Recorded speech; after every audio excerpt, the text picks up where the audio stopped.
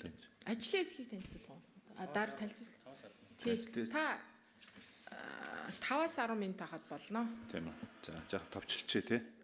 Нөгөө энэ Титроны гишүүдэд мэдээллүүд ирсэн байх та манай яамны мэдээлэл статистик ерөнхий газрын мэдээлэлүүд ирсэн байх. За доктортой хөгжлийн зорилгын Титроны гишүүдийнхээ энэ өдрийн амар амгалангуудаа айлтгая. За ингээд доктортой хөгжлийн зорилгын 1-р зорилт болох ядуурлыг яг устгах зорилтын хүрээнд нийт 7 зорилтыг дэвшүүлж 14 үзүүлэлтээр өнөөдөр ингээд хэмжиж байгаа. За зорилт нэг 2030 он гэхэд өдөрт $25 $1.25 центээс бага орлоготой гэж одоогоор тооцогч буй хүмүүсийн туйлын ядуурлыг арилгах хүрээнд хийгдэж байгаа ажлуудын талаараас мэдээлэл өгье. За ядуурлын төвшин олон улсын болон үндэсний хэмжээнд 2 янзаар өнөөдөр тодорхойлж байгаа. За олон улсын төвшөнд нэг хүний өдрийн хэрэглээ нь $2.15 центээс бага орлоготой. Энэ бага орлоготой орнуудын хувьд. За дунд орлоготой орнуудын хувьд бол өдөрт $3.65 цент, өндөр орлоготой орнуудын хувьд бол өдөрт $6.85 центээс доогуур байгаа. Өдөр хэрэглэн доогуур байгаа одоо хүмүүсийг бол туйлын ядуурл тооцдог. За Монгол улсын хувьд 22 оны байдлаар дундаж орлоготой улсын тоонд багтж байгаа бөгөөд Дэлхийн банкнаас хийсэн тооцоолоор өдөрт $3.65 центээс бага одоо орлоготой хүн амын эзэлж байгаа хувь нь өнөөдөр 2.4 байна гэсэн одоо ийм юу гарсан байна.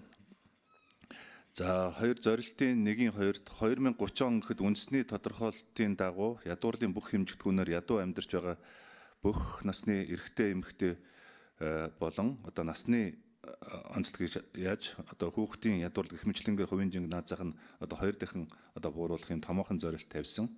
За үндэсний хэмжээнд ядуурлыг тооцохдоо ядуурлын шугамаас доогуур амьдарч байгаа хүн амын эзлэх хуваар буюу орлого хэрэглэн дээр үндэсний статистикийн хороо. За хорооноос өрхийн нийгэм эдийн засгийн судалгаа 2 жил тутам яаж ядуурлын дүр төрхийн тайлан гаргаж байгаа. 2 жил тутам. За тэгэхээр өнөөдрийн та бүхэнд өгж байгаа тоо болвол одоо 22 оны тоо гэж ойлгож болно. 22-23 оны тоо.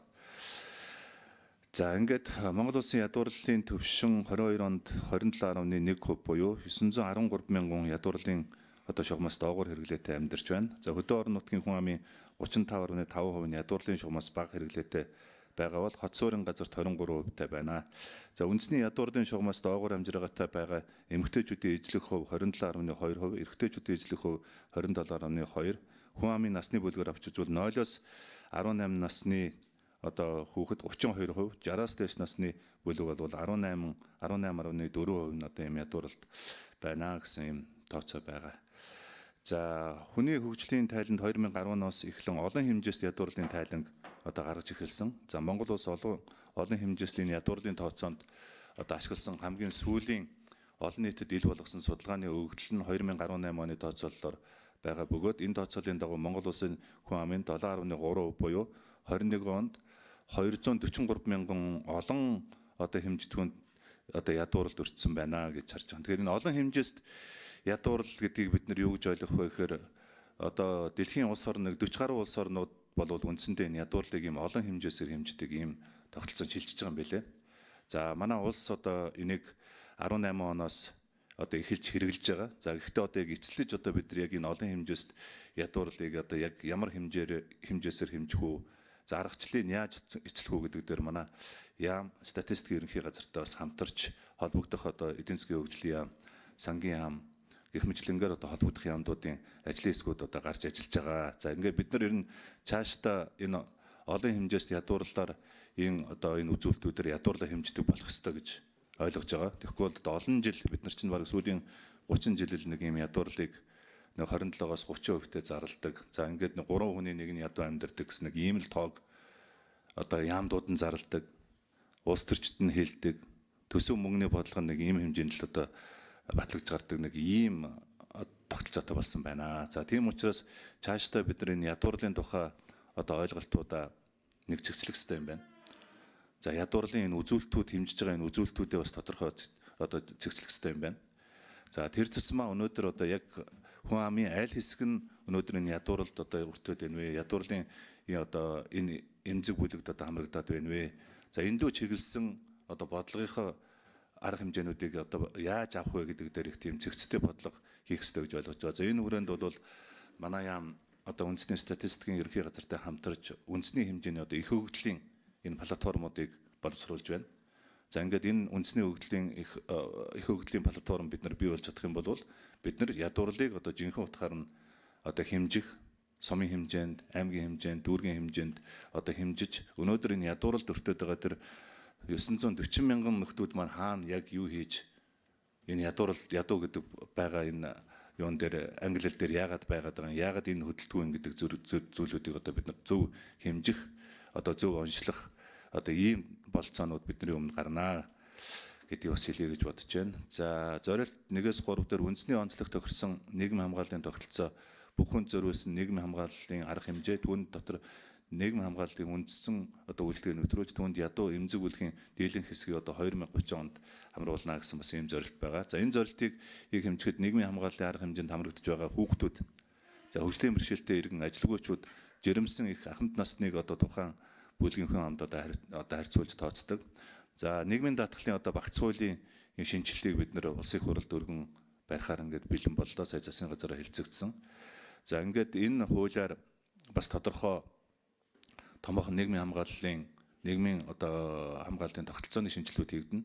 За 22 онд одоо батлагдсан 23 онд батлагдсан нийгмийн даатгалын багц хуулиар бол одоо бид нар тодорхой бас ийм шинжилгүүдийг хийсэн. За энэ хүрээнд бол тэтгэврийн хэмжээг одоо жил бүр инфляцийн түвшинтэй уялдуулж нэмэгдүүлдэг болсон. За энэ бол энэ жилээс бид нар хэрэгжиж эхэлж байгаа. За тэтгэврийн зориог үүсэхгүй байх зорилгоор цалин хөлсөнд хэрэглэх итгэл зүйрийг бас жил бүхэн шинжилэн тогтоодог болсон. За нийгмийн даатгалын сангаас тэтгэвэр авагч нас баруул одоо түүний олон жил хамт амьдарсан эхнэр нөхрийн тэтгэврийн одоо хэмжээг 20 хүртэл одоо хойр нэмэгдүүлэх одоо ийм боломжуудыг одоо бас энэ хуулиар бий болгосон. За ажлын байраа хадгалсан, хуулиар үүрэг хүлээсэн хүлээсэн үүргээ биелүүлсэн ажил олгогчдод үзүүлэх шимтгэлийн хөнгөлтийн хэмжээг нэмэх, ажил олгогчдод үйлдвэрлэлийн бас мэргэжлээс шалтгааллах хүчний даатгалын шимтгэлийг ажлын байрнаас хамааран ялгаатай төлөх, илүү ажилласан жил тутам тэтгэвэр тодох бодох хувийг нэмэгдүүлэх зэрэг одоо даатгуулагчийн эрх ашиг хамгаалсан олон одоо энэ арга хэмжээг бас хуульчилсан. Одоогийн бидний улсын хурлд өргөн барих байгаа хуулиарч гэсэн бас энэ нэлээд олон юм одоо боломжуудыг бид нар бий болгохоор ингээд ажиллаж байна. За ингээд тодорхой статистикуудыг би дурдхаа болъё гэж бодож байна. Яг бол энэ статистикууд та бүхэнд хүрэгдсэн байж байгаа. За ер нь энэ Монгол улсын нийгмийн халамжийн тогтолцоонд тулгамдж байгаа гол асуудлын нэг бол энэ одоо халамжийн хамрах хүрээ хит өргөн ядуу зорилт бүлэгдээ чиглэгдэж чадаагүй явдал гэж бид нар харж байгаа. Өнөөдөр улсын төсвөөс бид нар одоо халамжийн зардал дээр 2.2-оос 2.4 их найдыг бид нар баталж өгдөг. Яг энэнгээрээ бид нар одоо ингээд ийм халамжинд бол нийт дотоодын нийт бүтээгдэхүүнд эзэлж байгаа хувь, за улсын төсвийн зардлын урсгал зардлын одоо эзэлж байгаа хувиар бол их өндөр хувь гараад идэг. Гэтэл энэ 2.2-оос 2.4 их найдыг чинь баг үндсэндээ 1.7 их найд нь хүүхдийн мөнгө байгаа. Хүүхдийн мөнгө. За яг одоо өнөөдөр нөгөө эмзэг хэсэг буюу халамж хүртэх ёстой энэ хэсгийнхэн зарж байгаа одоо нэг 600-аас 700 тэрбум төгрөгийн зардал маань өнөөдөр яг бодтойгоор яг тэр нэг зорилттой бүлгүүдтэй одоо хүрч чадж гэнэ үү гэдэг асуудал дээр бид нэр их сайн одоо тооцооллууд хийх хэрэгтэй юм байна. Ингэж бид нар энэ бодлогыг зөв болгох хэрэгтэй юм байна гэж бодож байна. За ингээд нийт халамжийн одоо нийт зардлын 55 орчим хувь нь хүн амын хамгийн бага амжиргаатай одоо доод 40% хүрж байна. За харин халамжийн зардлын 26% нь бол хүн амын хамгийн амжиргаа сайтай орлого өндөртэй 40% одоо зарцуулагдж байна гэж. За энэс бид нар юу гэж ойлгож байна вэ гэхээр яг нэг халамж хүртэх гээд байгаа хүндээ бид нар халамж өгч чадахгүй байна. Халамжийг бид нар хавтгааруулсан учраас өнөөдөр халамжинд хамгийн одоо өндөр орлоготой иргэд маань хүртэл халамж хүртдэг одоо ийм тогтолцоог бид нар бий болгоцсон байна гэдгийг бид нар ойлгох хэрэгтэй. За ингээд бид нар энэ халамжийн хуулиа одоо бас улсын хурлд өргөн барихаар бэлтгэж байна. За энэ хууль халамжийн хууль батлагдаж гарснаар Монгол улсад одоо ингээд энэ халамж гэж байх юм бол халамжийн ямар тогтолцоо байх юм, халамжийг хэн хүртэх юм, ямар нөхцөлтэй байх юм, насан туршдаа халамж хүрдэхгүй юу, халамжаас хөдөлмөр эрхлэлтэнд одоо яаж шилжүүлэх вэ гэдэг бас юм бодлогын арга хэмжээнүүдийг бас бид нар хийнэ. За энэ бас ташрамд бас ингээд энэ дэд хорон дээр манай улсын хурлын яг энэ чиглэлээр ажиллаж байгаа одоо идэвхтэй ажиллаж байгаа гишүүд байгаа учраас маргааш нөгөөдөр бид нар бас одоо энэ ордонд тус солиушн гэж энэ компанитай хамтарсан одоо нийгмийн Монгол улсын нийгмийн одоо халамж нийгмийн хамгааллын тогтолцооны зураглалуудыг бид нар хийлгэсэн. системийн шинжилгээг бид нар хийлгэсэн. За ингээд энэ хийлгэсэн зураглал системийн шинжилгээнд дээр үндэслэж бид нар одоо 8% бид нар одоо өргөн барьж байгаа. Энэ бол нийгмийн даатгалын багц хууль, халамжийн хууль, хөдөлмөр эрхлэлтийг дэмжих тухай хууль, гэр бүлийн хууль, гэр бүлийг дэмжих тухай хууль, за үйлдвэрлэлийн бас мэргэжлийн шалтгааллах хүчний тухай хууль гэх мэтлэнгээр одоо яг ийм тогтолцооны шинжилгээний эрх зүйн одоо энэ актуудыг бид нар бэлэн болгосон. Өнгөрсөн одоо 10 сард хийсэн манай яамны одоо ажил гэж харж байгаа. За энэ 8 хуулиа батлагдаж гарч чадах юм бол Монгол Улсын нийгмийн хамгаалал болон нийгмийн халамжийн тогтолцоонд өнгөрсөн хугацаанд байсан энэ тогтолцооны алдааг одоо бид нар засах юм эрх зүйн шинжилгэүүдийг хийхээр бас бэлдэж байгаа гэдгийг бас энэ чиглэл хэлье гэж бодож байна.